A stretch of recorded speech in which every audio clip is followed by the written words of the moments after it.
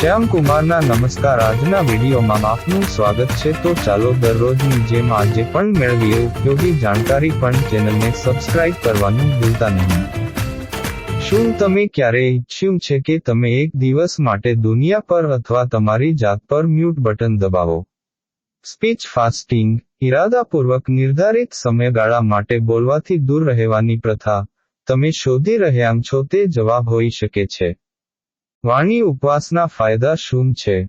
તાણ અને અવાજની તાણ ઘટાડે છે. વાણી ઉપવાસ તમારા અવાજની દોરીઓને આરામ કરવા દે છે. તાણ અને થાક ઘટાડે છે. ખાસ કરીને તે લોકો માટે ફાયદાકારક છે જેઓ વ્યવસાયિક રીતે તેમના અવાજ પર ખૂબ આધાર રાખે છે.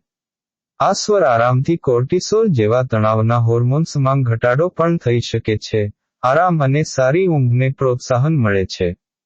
ઉન્નત માઇન્ડફુલનેસ અને કોમ્યુનિકેશન, બાહ્ય બકબકને શાંત કરીને. વાણી આધ્યાત્મિક જોડાણ. વાણી ઉપવાસ ઘણા ધર્મો અને આધ્યાત્મિક પ્રથાઓમાં મહત્વ ધરાવે છે, જેમ કે બૌદ્ધ ધર્મ, તમારા આંતરિક સ્વ અથવા ઉચ્ચ શક્તિ સાથે જોડાણ કરવાના માર્ગ તરીકે.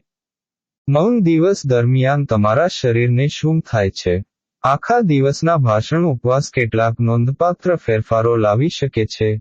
શારીરિક આરામ. તમારા અવાજની દોરી, ગળાના સ્નાયુઓ અને ચહેરાના સ્નાયુઓ પણ સ્વાગત આરામનો અનુભવ કરે છે.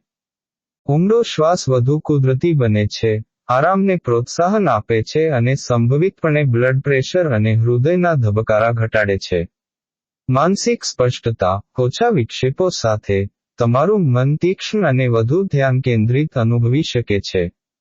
તમે અમૌખિક સંકેતો સાથે પણ વધુ સંલગ્ન બની શકો છો, તમારા અને અન્ય બંનેમાં. વાણી ઉપવાસનો એક દિવસ પૂર્ણ કરવાથી તમારી સિદ્ધિની ભાવના પણ વધી શકે છે. કોને વાણી ઉપવાસ ટાળવો જોઈએ? જ્યારે વાણી ઉપવાસ ઘણા લોકો માટે ફાયદાકારક હોઈ શકે છે, તે દરેક માટે નથી. વોકલ કોર્ડ ડિસઓર્ડર અથવા શ્વસન સમસ્યાઓ.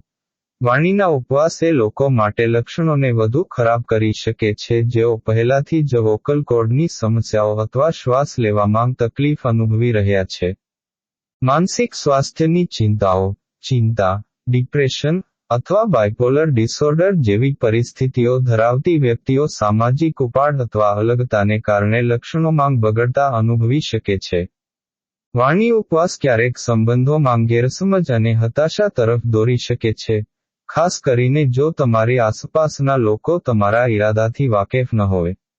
વાતચીત કરવાની વૈકલ્પિક રીતો શોધવી, જેમ કે લખવું અથવા અમૌખિક સંકેતોનો ઉપયોગ કરવો, કેટલીક પરિસ્થિતિઓમાં જરૂરી હોઈ શકે છે.